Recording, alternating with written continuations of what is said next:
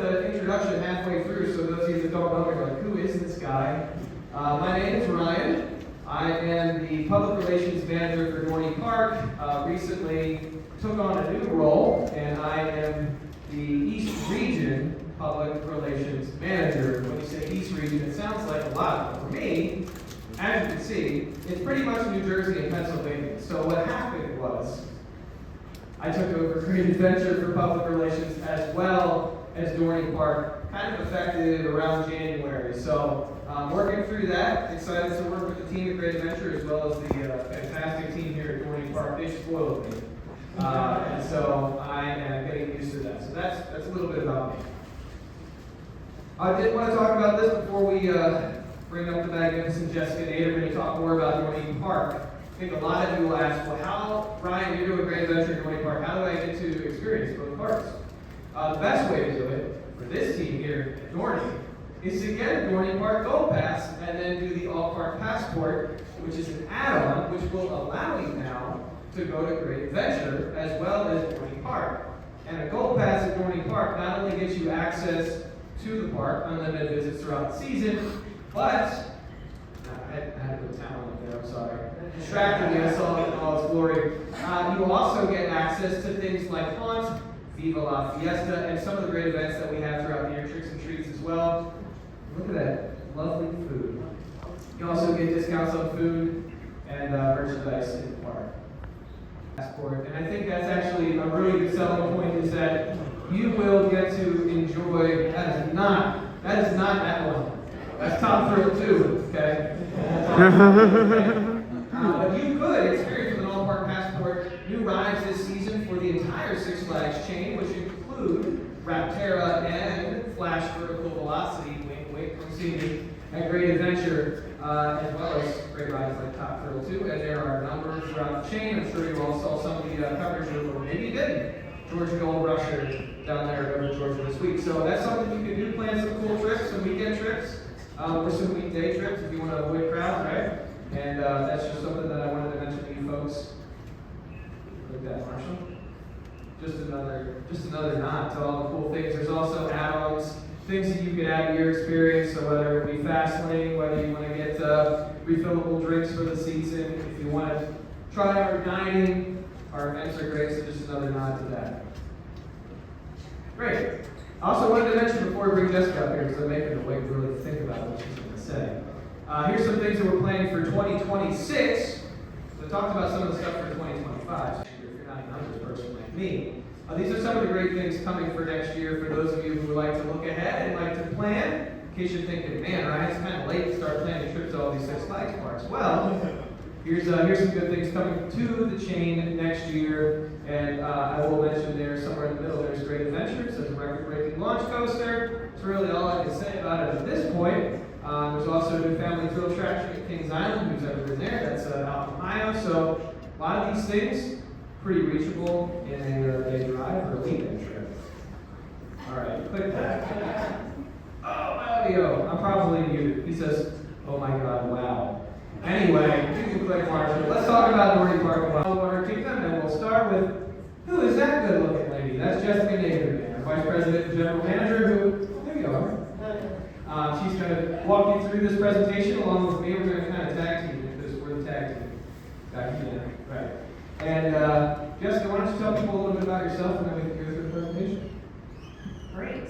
I recognize a lot of faces in here, so welcome back. Really appreciate your commitment to Dorney Park and doing things for a great cause.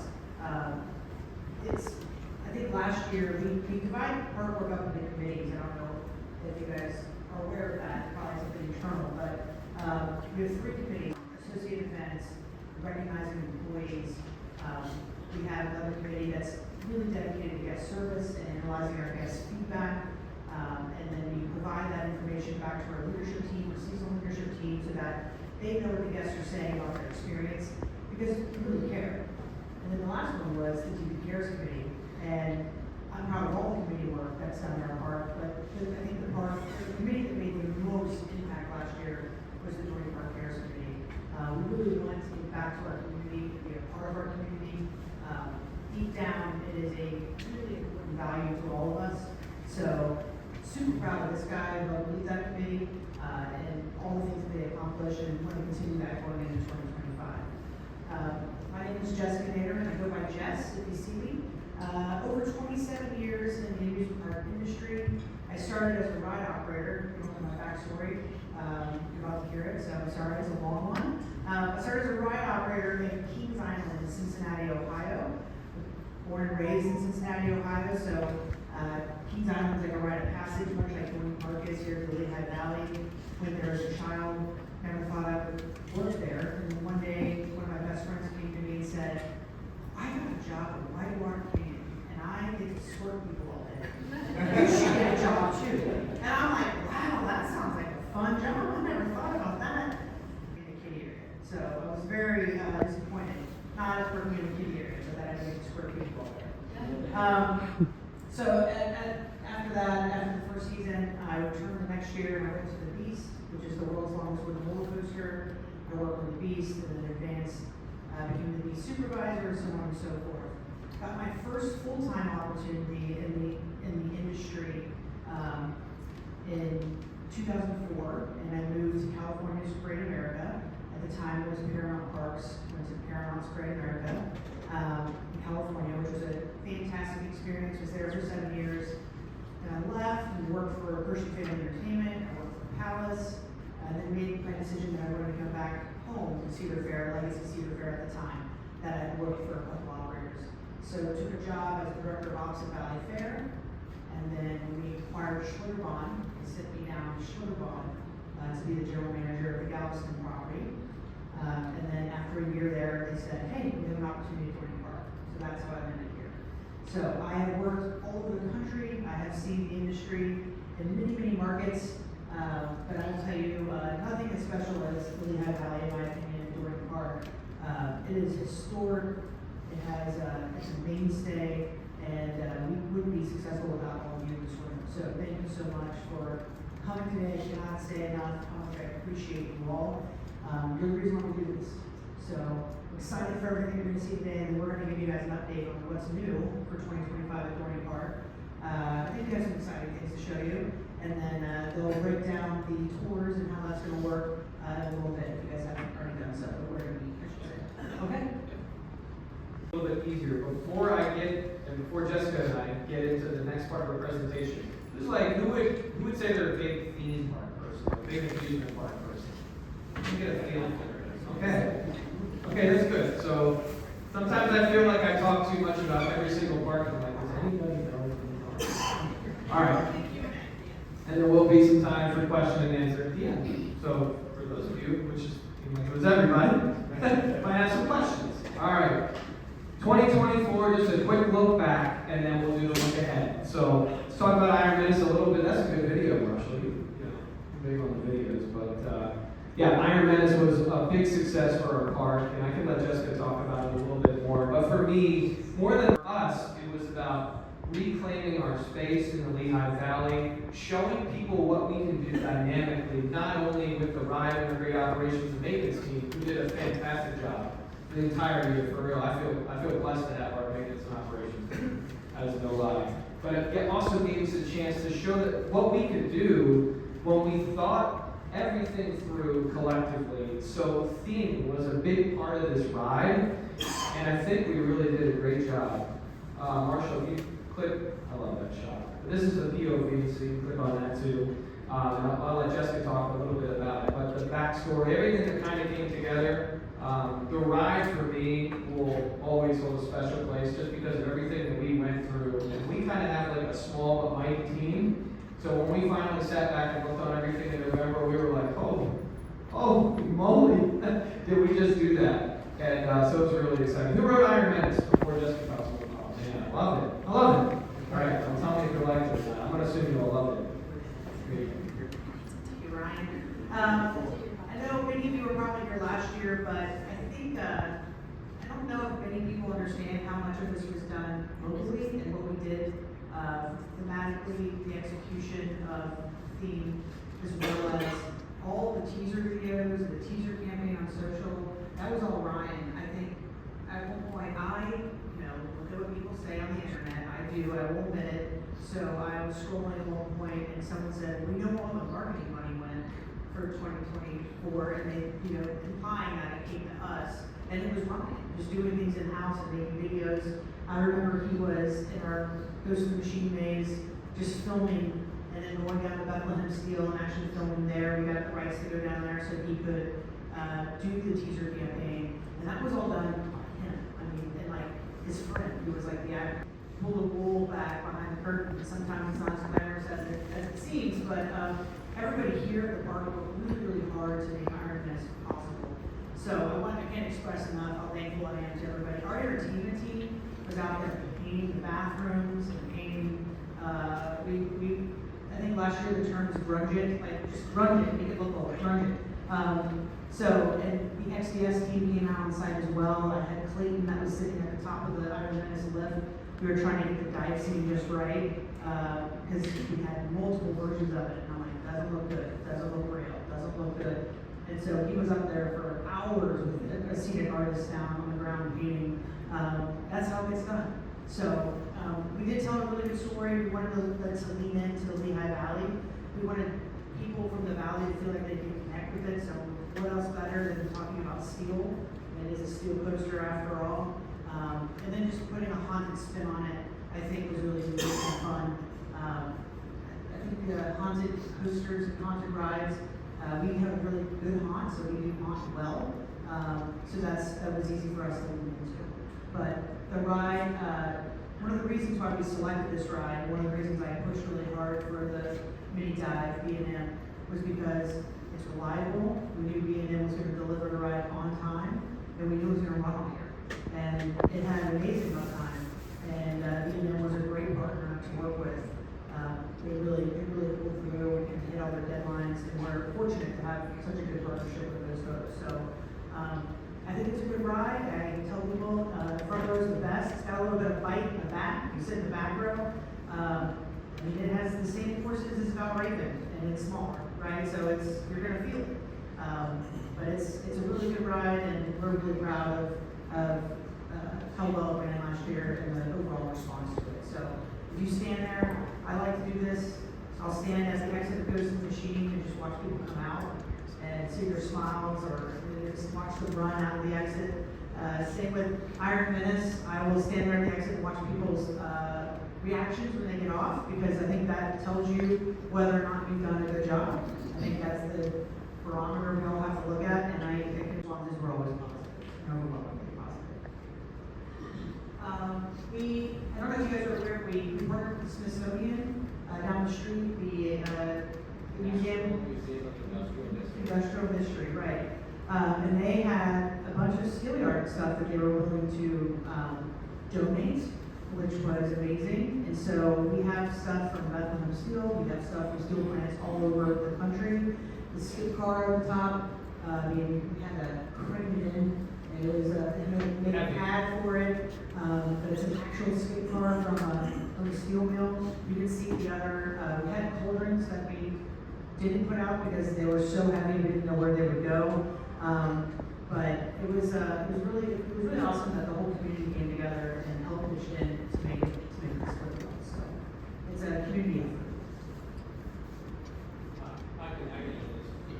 So this is like, I have a partial marketing brain every once in a while. But I did want to thank especially the folks in ACE, because American Coast Enthusiasts really helped us last year. But we did get a number of accolades, awards, recognitions for Iron Menace.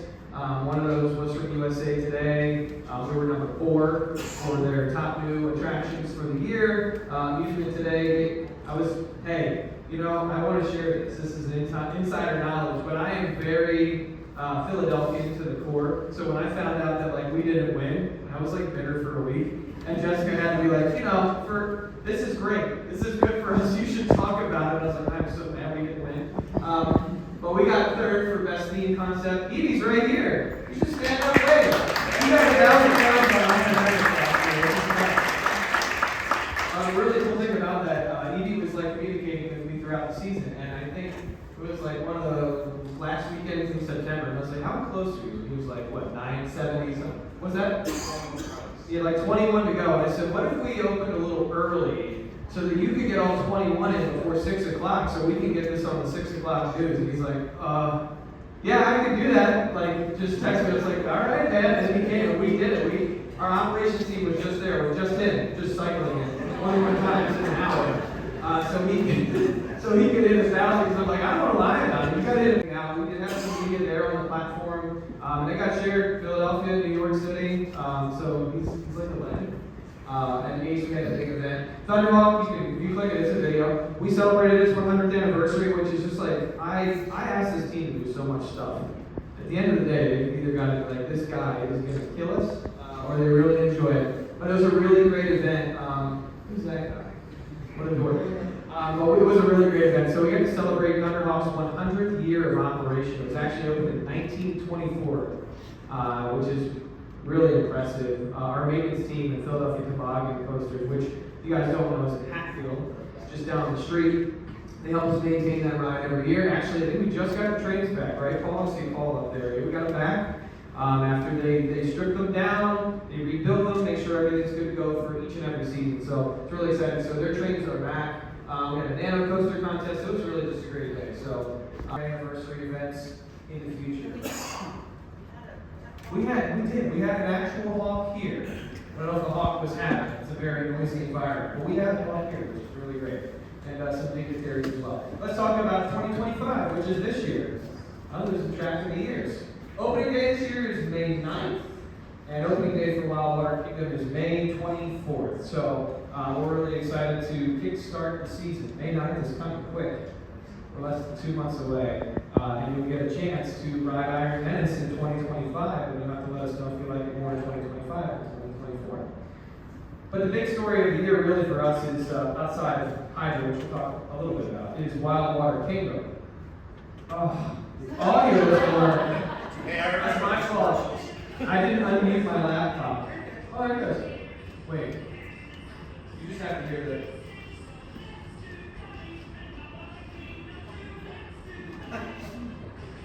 I want that to like be the point when you're going home today.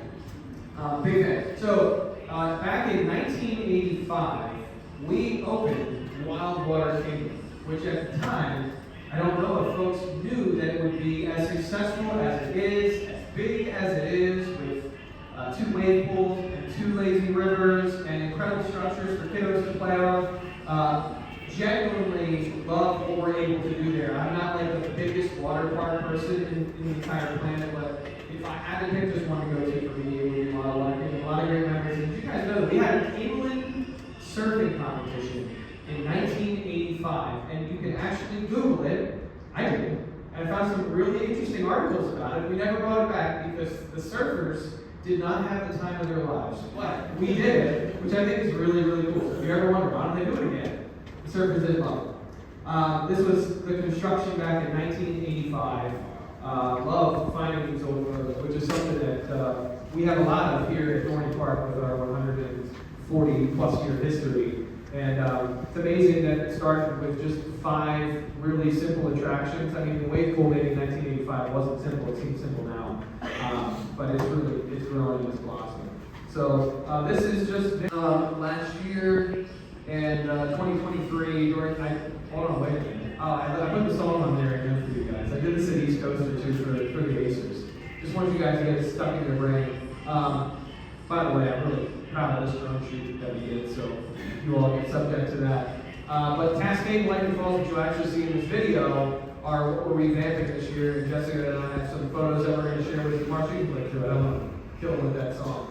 So the water park, maybe I do, but the water park enhancement project this year is really like the big thing that we have going on. So I'm going to hand the microphone to Jessica. She can talk you through that, what that means for your experience. But as I mentioned while I was on the main stage, there will be a new bar experience, a new gift shop experience, the trade winds. Actually, get a little update about scooters too, in some context, which I have to talk about, and then the water slide. So Jess is going to take it from here. So yes, we are thrilled to have a little bit more capital this year with a water park focus. Like Ryan said, 40 years of Wild Water Kingdom, and it is is what I call the engine of our park. It is what makes us go. People come here for the water park more than anything else, I would say at this point. We have a really nice collection of rides in the hard park, but when it gets hot, that's when people want to be a part of it. They want to see Long Water Kingdom. So some focus this year and some attention being paid to it. You were going to yes. So we will not be renaming these slides. It's kind of more of a retract, if you will. We're keeping a lot of the same structure, the same footers, but it is from Whitewater West. These two slides, they would be identical to the ones at Cedar Point. It was also put in the same ones because they originally both were the same rides and structure. And as you can see, it's definitely an upgrade. So it's going to be a two-person raft experience. I should say tube experience, not raft. And then we have the whitewater, interesting different spots throughout, which will give different effects as you're going through the tunnels. I don't know if you guys have seen that, but I think there's another picture. Something like this, right? So when you're going through, it'll give you a different experience, and it'll be something that I think we do here at the park. I think we have some of this on some of the glass and some of the newer glass and some of the other slides, but I think this will be a major upgrade. And Lightning Falls is front and center in our water park. When you walk down the pathway, it's right there on the hill. I think it'll be a safety piece. It'll be very photographical, and I think our guests will love it. Yeah. All right, so we are moving the bar schooners into the old retail space. 21 and Colder is a concept that's been rolled out by our company. I think Kings Island opened one last year. There might be another park, but this place is going to be indoor seating. So if you need to take a load off and cool off and sit down and enjoy a drink, it'll be much nicer this year. And I have been told over and over that we don't offer that in a lot of the places here at this park, a chance to get out of the elements. So this will be a nice reprieve, something nice for our guests. And then the retail location, we are moving that to the other side from where it currently is, to where Schooners and the subway is. So all the retail will now be based across the street, if you will.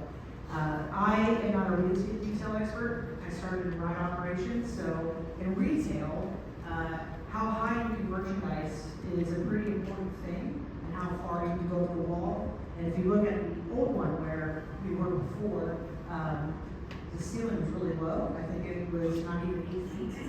So it was really limiting in what merchandise we could put in there. And it was causing a lot of logistical challenges for our staff because there was no storage. We had a shed behind the fence, behind the site fence that we had that they would regularly have to resupply inventory throughout the day. It just wasn't ideally set up. This may come as a shock to you, but this park was not master planned. That used to be a front gate. I don't know if you can tell from the water park, it used to be a front gate. So they would convert it into these other locations. And now we're just trying to make better choices with our space because space is important. But that'll give you an idea of what the inside will look like of the store. And I'm really excited that it's going to be a much better experience for people while they're shopping and finding their needs here at the park. So once again, you can kind of see the areas that are affected. We will walk out there today and show you guys those locations and where we are with construction. And then we have a lot of entertainment. We are going to show you the water slides, and we are, at least 5 minutes. Yeah, and you also get a chance to talk to Kim Solis, who is kind of tackling some of those merchandise and dining beverage changes. So anyway, this is our entertainment. Just a quick look back on last year, which is awesome because we're going to be doing a lot of the same things this year and expanding on all of them. We have an incredible entertainment team, so I just want to give them a shout out. Dan, how are we on time? 5 minutes. Beautiful. Okay, that's awesome. It's like, where are we at? So they do incredible work all year long, and so once you can click through, we'll just run through it. So we are still doing summer nights. We're just changing the name to kind of be aligned more with some of our new sisters and brothers. Right, and also like summer nights, we were thinking is like way too English for a primarily Spanish-speaking Hispanic Latino event. So Viva La Fiesta will be the new name this year. You're going to get a lot of the same great entertainment. We're working with Luis Salgado again, who some of you folks may have seen in some of our social media posts. So, Rumba will be back, as well as Bantaka Blue, who gave us a lot of that authentic entertainment, which I love. I don't know who came up to Summer Nights last year. I'm sure you did. Yeah. It was really great. It felt really authentic food, authentic entertainment. And one of the reasons we brought in Luis is because we didn't want to sit around as a group of people who aren't Hispanic and Latino and talk about that event without bringing in somebody who actually has lived the culture and has experienced it firsthand. And so I think we did really well with that. Halloween Mom will be back this year as well. My favorite event. Jessica's favorite event. She's not allowed to pick favorites. It's my favorite event here at Dorney Park. The team is really great. Jessica, we're talking about Blood on the Bayou and Acropolis a little bit. Just kind of getting to rework and kind of reimagine what we're doing in that space a little bit. Yeah, there's not a lot that I can say at this point. I want some things to be a surprise, but we are going to do some upgrades to Blood on the Bayou. It's a little dated. And in Acropolis, we're going to be switching it a lot. How you enter, basically where you're coming in, you're familiar with where you enter now, that's where you'll be coming out. And we're going to swap the line. And I think it'll make it a little bit unique. Once again, it's a great experience, but and some upgrades there as well. So all surprises. That's a list of the events for the season. Got Tricks and Treats, Haunt, People Out Fiesta. Starts tonight with nice. We are doing the food drive again. That'll be on April 26th. So looking forward to that. We work with WFMZ Cares team. It's really great for folks who get to come. You come, you just hang out in the parking lot. You get to watch those rides as we sort of really usually are running them sometimes for the first time, at least for training for operations. So that's really exciting. And Hydro's 20th anniversary is also this year. You're going to get a lot of that on this tour today, a lot of behind the scenes. So we're really excited for that. It's a great ride. I pulled some photos from when we actually built it, and I'm sure Paul was here when we built it. He was. Thumbs up. 2005, 2025. What's that? I'm saying Paul is very well tenured here at Dorney Park. Yes. And you saw the merchandise out there. I wanted to call out one more time that it is available for purchase. So as you exit today, if you really want to be one of the first ones to grab some Hydro 20th gear or some of the Iron Menace gear or that awesome stuffed animal that's over there on that table in the corner, you can do so today. And that's just the logo that you're using for merchandise. Oh, cool news about Talon. Did you want to share this news about Talon? He said, oh man, this is the last thing, I promise. So, Talon. Once again, I am a ride operations person. And so when I got here, we have these weird gates everywhere. And the operators are like, Butch. I'm like, oh man, what are we doing? So we've taken our time to put air gates on rides, and Talon is getting air gates this year. So that should speed up the system. I'm very jazzed about it. I really feel it. You will be too, once the ride capacity is better and throughput is improved. So, small things. Finally, I'm done. Yeah, we can jump into, we got 2 minutes, because Jessica, actually, I went way too long. I won't blame Jess for this. But we got like 2 minutes, so if you got a quick question, that's fine. You can also probably find us at some point. I'm going to kind of wander around because I'm not a group host. We got 1 minute. Anybody got like one quick, well, take one, and then I'll try to find you guys later. What you got, right in the middle? I just want to ask, how do airbags work? How do airbags work? They're